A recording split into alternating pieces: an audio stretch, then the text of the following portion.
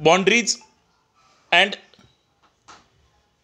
Boundary marks या प्रश्नावर अर्थात सीमा व सीमाचिन्हे या माध्यमातून या प्रश्नावर अर्थात महाराष्ट्र जमीन महसूल संहिता कायदा 1966 नुसार ज्या काही भूमी अभिलेख विभागाने महसूल विभागाने ज्या काही प्रत्येक जमीन क्षेत्राच्या बाउंड्रीज ठरवून दिलेल्या आहेत त्या कशा पद्धतीनं आहेत, ते कशा पद्धतीनं त्याची रचना केलेली आहे, या सगळ्या गोष्टीची कलमान्वये आपण या विषयावर प्रश्नामध्ये चर्चा करणार आहोत।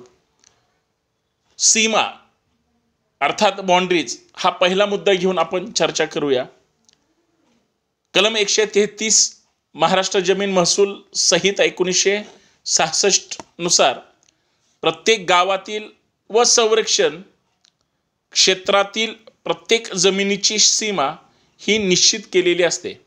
म्हणजे कुठलीही जमीन असेल, एखादा प्लॉट असेल जमिनीतला, तर त्याच्या ज्या चारही बाजू असतील त्या चारही बाजूंच्या सीमा अर्थात चारही कोपरे असतील त्यांची जी निश्चिती केलेली असते ते या कलम 133 नुसार महाराष्ट्र जमीन महसूल संहिता 1966 अंतर्गत त्याची ती रचना केलेली असते।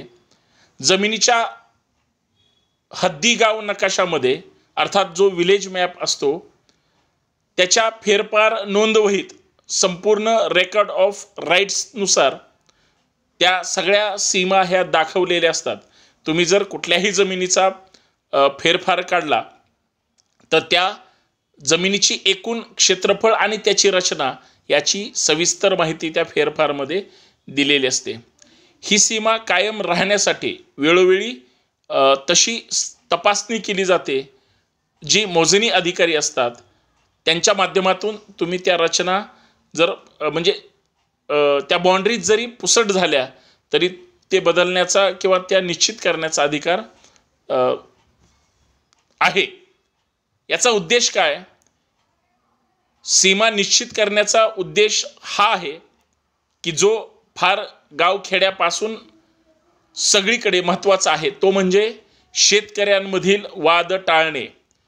म्हणजे सुरुवातीला भावाभावामधील वाद, बहीण भावामधील वाद, चुलत्या आणि वडिलांमधला वाद किंवा आईवडील आणि मुलांमधला वाद, भाऊ आणि बहिणीचा वाद ह्या किंवा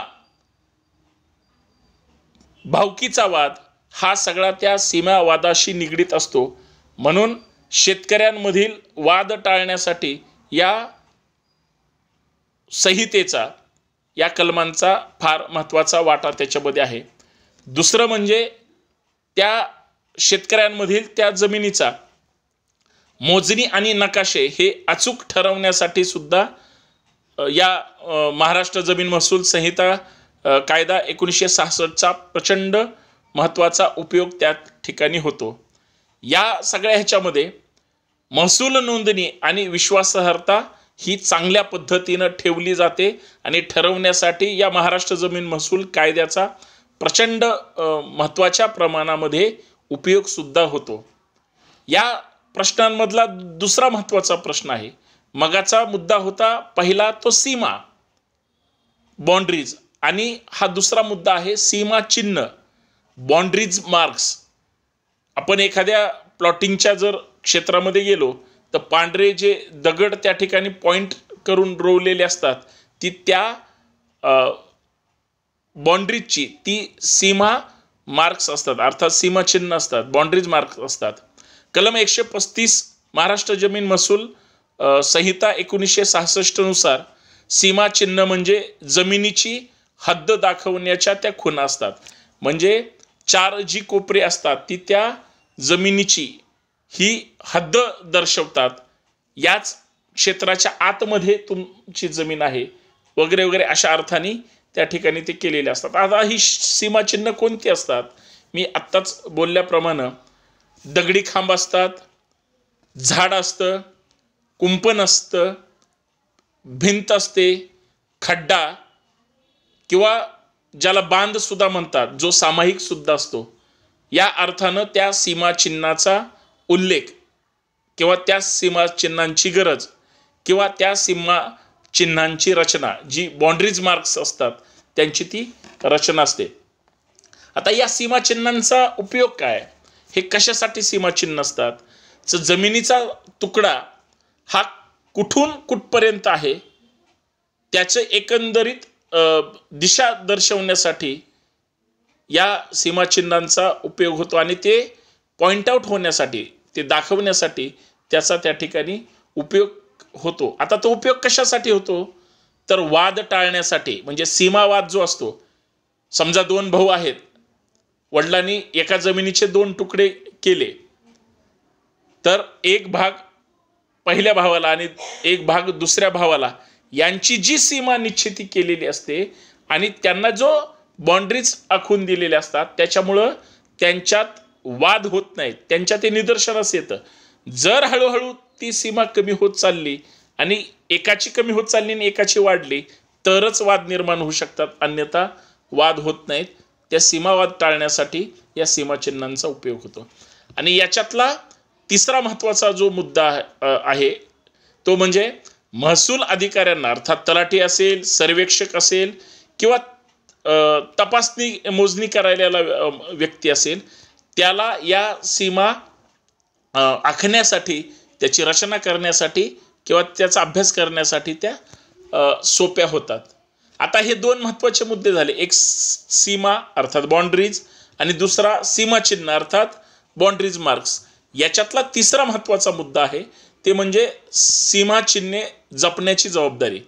आता हे जे आपण बाँड्रीज केलेले असतात, तिथं जे मार्क्स केले असतात, ते जपण्याचं काम कुणाचं आहे?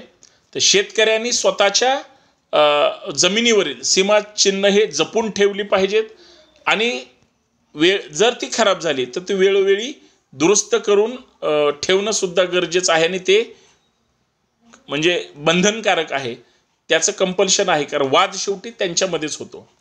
महसूल अधिकारी अर्थात तलाठी किंवा तहसीलदार ही सीमाचिन्हांची पाहणी करू शकतात. आता ते कधी करतात? ज्यावेळी ऑब्जेक्शन असेल तर, किंवा जागा तशी असेल, समजा एखादी जमिनी सरकारची जमीन असेल आणि त्याच्यावर अतिक्रमण होत असतील आणि तिथं बाँड्री जर अधोरेखित केली असेल तर तिथं सुद्धा अशी गडबड होऊ शकते, हे या ठिकाणी लक्षात घेतलं पाहिजे.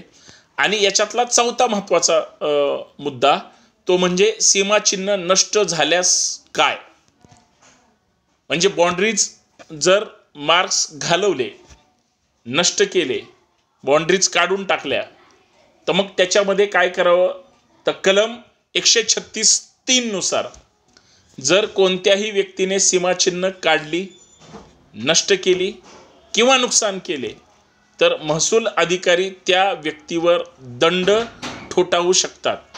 म्हणजे कलम 136(3) नुसार तो व्यक्ती बाँड्रीज नष्ट केल्या प्रकरणी दोषी ठरवून, लक्षात घ्या, त्याच्यावर ती कारवाई करता येते आणि त्याला मग दंड असेल किंवा शिक्षा असेल ते त्याच्यामधून त्या ठिकाणी लावता येते. याचा शेवटी सारांश असा आहे की सीमा ही तुमची हद्द ठरवते, सीमाचिन्ह ही जमिनीची हद्द दाखवणाऱ्या खुणा दर्शवते आणि अर्थात मग ती दगड असेल, खांब असेल, झाड असेल, कुंपण असेल, जे तुम्ही तिथं पॉइंट आउट करून ठेवलंय ते. कलम 133 ते 136 नुसार सीमा आणि सीमाचिन्हांविषयी महत्त्वाच्या तरतुदी या कलम 133 ते 136 नुसार त्या ठिकाणी त्याच्यामध्ये केलेले आहेत, दर्शवण्याचं काम त्याच्यामध्ये झालेलं आहे. आणि या महत्त्वाच्या प्रश्नावर त्या ठिकाणी मी प्रकाश टाकण्याचा, आपल्यासमोर त्या ठिकाणी मांडण्याचा प्रयत्न केलेला आहे.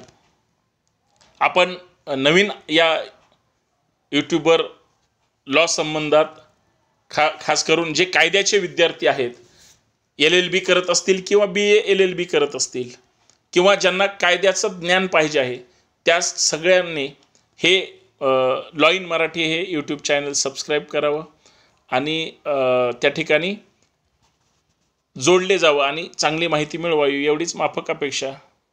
धन्यवाद.